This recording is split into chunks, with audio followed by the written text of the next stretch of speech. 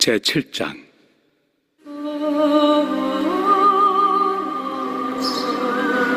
형제들아, 내가 법 아는 자들에게 말하노니 너희는 그 법이 사람이 살 동안만 그를 주관하는 줄 알지 못하느냐. 남편이 있는 여인이 그 남편 생전에는 법으로 그에게 매인 바 되나 만일 그 남편이 죽으면 남편의 법에서 벗어나느니라. 그러므로 만일 그 남편 생전에 다른 남자에게 가면 음녀라. 그러나 만일 남편이 죽으면 그 법에서 자유롭게 되나니 다른 남자에게 갈지라도 음녀가 되지 아니하느니라. 그러므로 내 형제들아, 너희도 그리스도의 몸으로 말미암아 율법에 대하여 죽임을 당하였으니 이는 다른 이 곧 죽은 자 가운데서 살아나신 이에게 가서 우리가 하나님을 위하여 열매를 맺게 하려 함이라. 우리가 육신에 있을 때에는 율법으로 말미암는 죄의 정욕이 우리 지체 중에 역사하여 우리로 사망을 위하여 열매를 맺게 하였더니 이제는 우리가 얽매였던 것에 대하여 죽었으므로 율법에서 벗어났으니 이러므로 우리가 영의 새로운 것으로 섬길 것이요 율법 조문의 묵은 것으로 아니할지니라. 그런즉 오늘 본문 말씀에서는 믿음으로 의롭게 된 자를 부부관계를 통하여서 설명을 하여주고 있습니다. 남녀 간에 결혼을 합니다. 결혼 신고를 합니다. 그러면 남녀는 법률적으로 부부가 되는 것입니다. 법률적으로 서로 매인 관계가 되는 것이죠. 여인은 한 남자의 아내가 되는 것이고요. 남자는 한 여인의 남편이 되는 것입니다. 법률적인 부부관계로 서로 이제 매이게 되는 것이죠. 언제까지 법률적으로 매이는 이런 관계가 됩니까? 죽을 때까지 되는 것이죠. 한쪽이 죽으면은 살아있는 한쪽은 이제 법률적인 관계에서 자유함을 이제 얻게 되는 것입니다. 우리는 전에 율법으로 매인 바 된 존재였습니다. 율법이 우리의 잘못된 점을 고소하였습니다. 율법을 어긴 자는 심판을 받아야 합니다. 그런데 예수님께서 저와 여러분의 죄를 대신 지시고 십자가에서 심판받아 죽으셨습니다. 예수님만 죽은 것이 아닙니다. 우리도 예수님과 연합하여서 십자가에서 죄의 심판을 받아 죽게 된 것입니다. 율법이 영향력은 살아있을 때 많이 영향력이 있는 것이죠.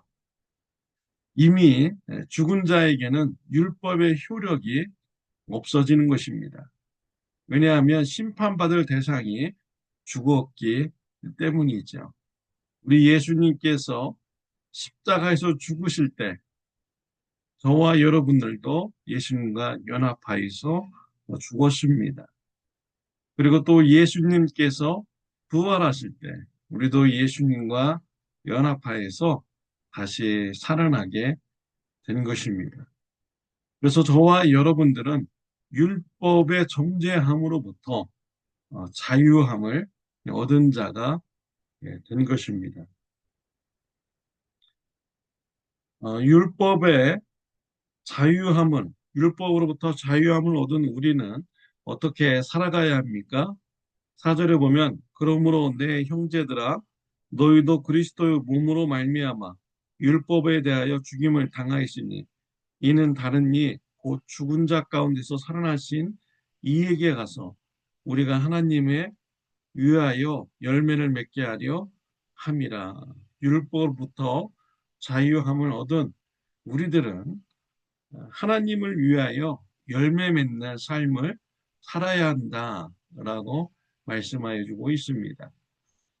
전도의 열매, 의의 열매, 성령의 열매를 맺어가면서 우리는 살아가야 되는 것입니다. 6절에 보면은 우리가 영의 새로운 것으로 섬길 것이요 라고 되어 있습니다. 율법으로부터 자유함을 얻은 자들, 성령으로 섬기는 이런 삶을 살으라라고 말씀하고 있습니다. 성령을 새 영으로 6절에서 표현을 하고 있습니다. 이러한 것은 에스겔서 11장 19절과 에스겔서 36장 26절에도 동일한 표현을 쓰고 있습니다. 성령을 새 영으로 표현을 하고 있습니다.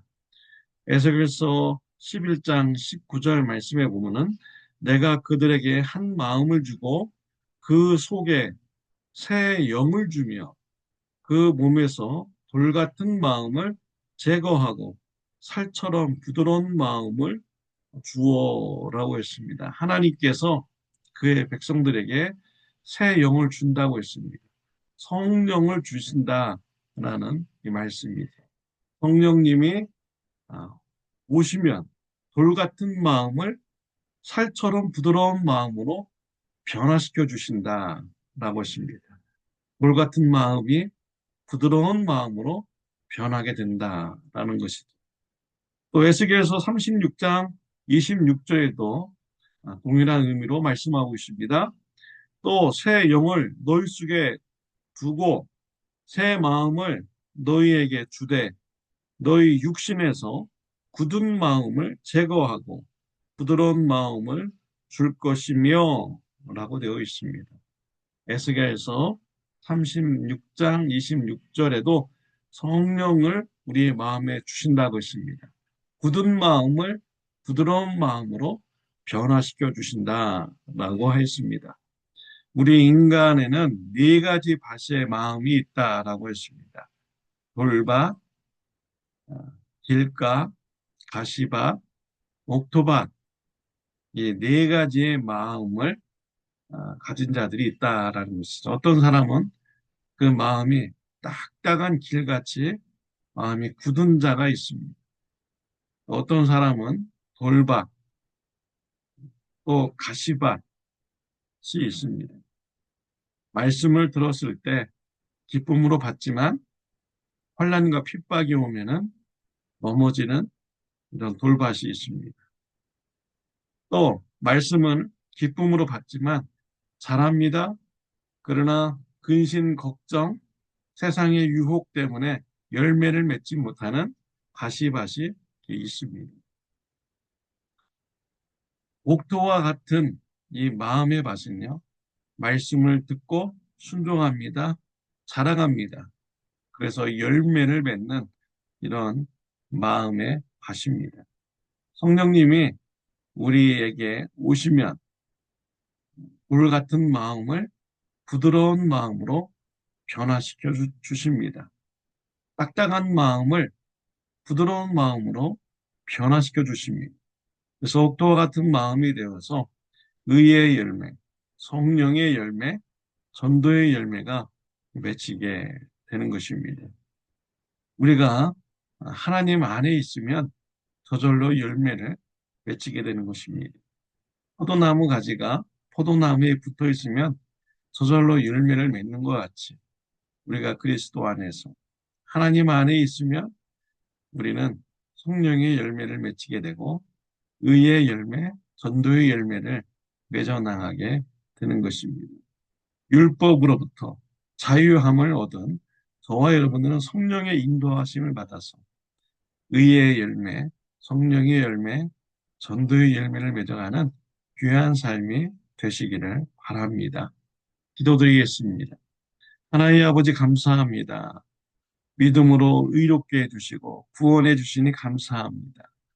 성령님께서 우리의 마음을 변화시켜 주시고 옥토와 같은 마음이 되게 하여 주옵소서. 말씀을 듣고 살아서 60배, 100배, 30배의 열매의 결실을 맺게 하여 주옵소서. 성령의 열매, 의의 열매, 전도의 열매가 풍성히 맺히는 삶이 되게 하여 주옵소서. 예수님의 이름으로 기도드렸습니다. 아멘. 네. 네, 오늘도 성령의 열매가 풍성히 맺힌 하루가 되시기를 바랍니다.